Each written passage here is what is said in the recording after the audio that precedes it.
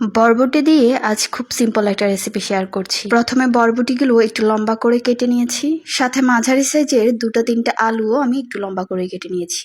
এরপর বরবটি এবং আলুগুলো সেদ্ধ হতে দিয়েছি। সবজিগুলো কতটুকু সেদ্ধ করব সে ব্যাপারে যদি বলতে যাই তাহলে বলবো যে একদম গলে নরম হয়ে যায় ওরকম সেদ্ধ করব না, হালকা একটু কাঁচা রাখবো।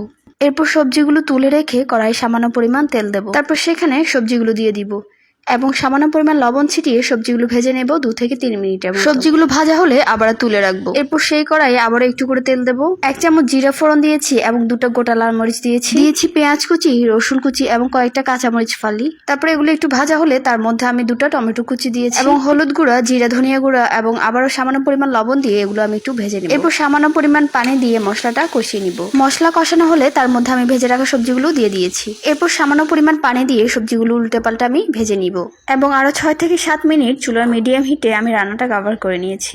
বরবটির এই রেসিপিটা গরম ভাতের সাথে অথবা নাস্তায়, রুটির সাথেও খুব ভালো যায়।